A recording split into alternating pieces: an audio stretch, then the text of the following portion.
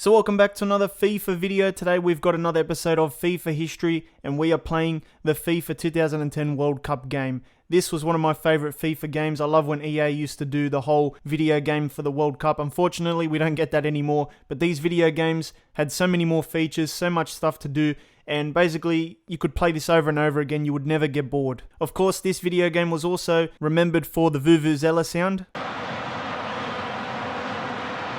That sound was also part of the actual World Cup in real life, and there was also this song here called Waving Flag, which was a great song at the time as well. So we're going to see how this game goes in 2022. I'm expecting to have a lot of fun. This is the menus for the 2010 World Cup. I remember playing so much of this back in the day. I can't believe it's like 12 years old now, this game. It's incredible how fast the time goes. And I was playing this on the PS3 at the time as well. So we've got your kickoff, you've got your 2010 FIFA World Cup tournament, captain your country, which is a mode that they don't include anymore. It's like a player career mode for the World Cup. You take your team from the qualifiers all the way to the final, and then you can be captain as well. Story of qualifying is basically like challenges based on real life qualifying events that happened. Online FIFA World Cup is not going to work anymore, but I think it's like online games and stuff. Xbox Live doesn't work. Penalty shootout, you could practice your penalty shootouts and do like a proper penalty shootout as well. Training ground, this is like the practice arena. As you can see, you've got your unique South African World Cup settings, and also you've got all the features there. One-on-ones, practice set piece, practice match, create a set piece, and return to the main menu. So this is always good to have in a FIFA game. I don't know why they got rid of it, you know.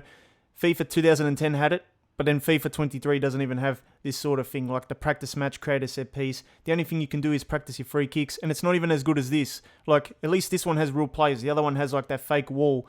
Oh, don't even get me started. Anyway, underneath that, you've got My 2010 World Cup, where you can adjust the team settings and game settings and all that, and check out the songs as well, the soundtrack.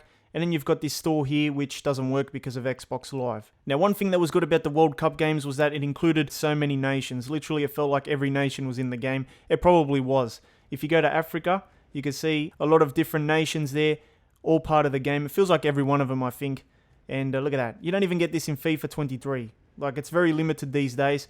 South America had everyone. So you could essentially take any team and then put them in the World Cup and play with them, do the qualifiers, and just have these nations in the game. You can't do that anymore. This is captain your country, so it looks like it's going to be just a basic player career mode. And I do remember doing this as well. Look how many nations you could pick from. Beautiful stuff.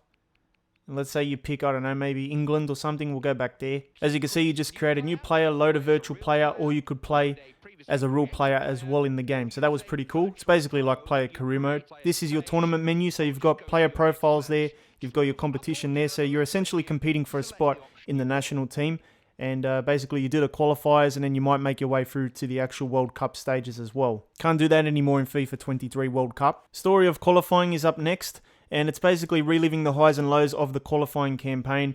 I think you can do different scenarios depending on the region. As you can see, Portugal have just scored from a Deco penalty. Can Denmark do the unthinkable and come back to win the match? So as you can see, there's replayability here with this feature. You can keep coming back and completing the objectives. It gives you something to do. You can't even do that in FIFA 23. Now, the next interesting thing was if you were to go and do a tournament, you could start a new World Cup. You can do the proper finals, or you can start in qualification as well.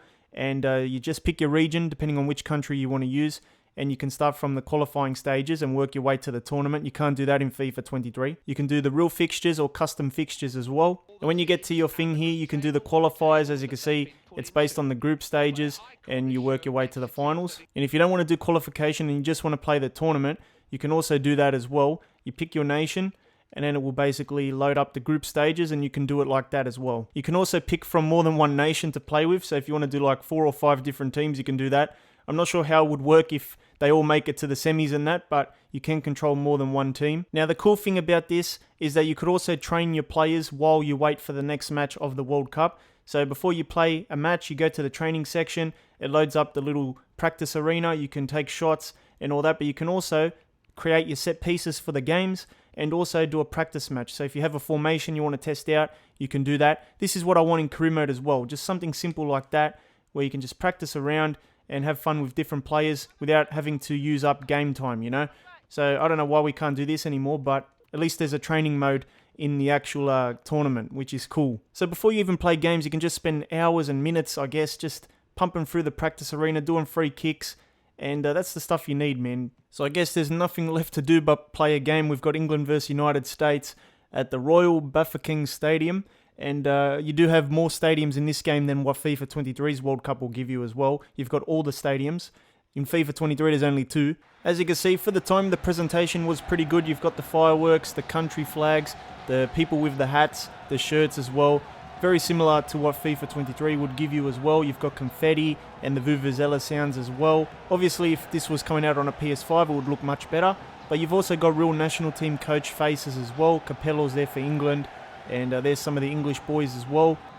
Presentation is pretty much on point. You know, the graphics are based on 2010, so we can't really judge it too much. But you've got everything. You've got the branding, the stadiums, the national teams, the manager faces. What more do you want? We're going to cut it out here. Let's go. Down the right to Aaron Lennon. Might have to have a shot himself. Aaron Lennon, oh, he gets fouled. Ref calls for the penalty. We've got Frank Lampard here. Let's see where we go. And the keeper saves it. Oh, my goodness. I think he saved it with his head.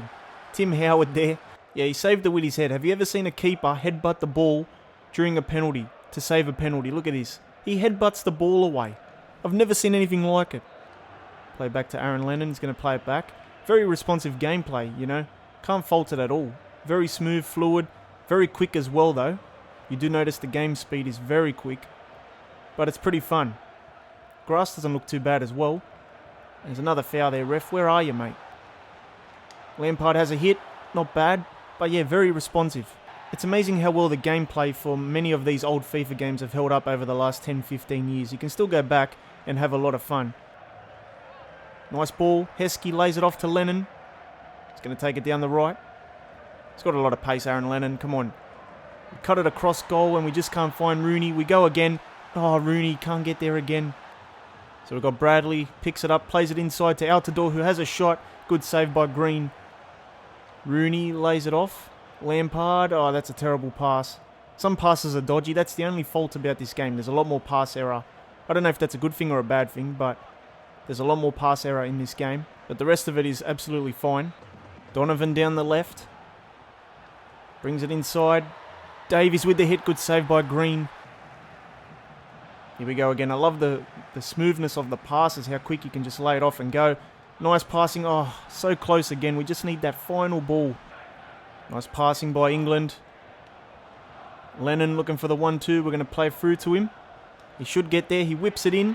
We've got Rooney and Howard punches it away again. Lampard from distance. Oh, good save. It was a good shot as well. John Terry. Barry into Rooney. He's going to take a touch and hit it. Good save. Yeah, the game speed is very quick, but you do enjoy it. Lampard is going to take it himself. One more attack here for the English. Rooney can't get there. Just a terrible game with no good chances. The US held up well. Their defense was very strong. And yeah, just couldn't do anything, man. But overall, man, this game was very fun. Presentation is there. Gameplay was pretty good as well. Very, very fun to come back and play. And, you know, if this was on a PS5, it wouldn't be a bad game at all. Gameplay still holds up. And it's got everything you would want in a FIFA World Cup game as well.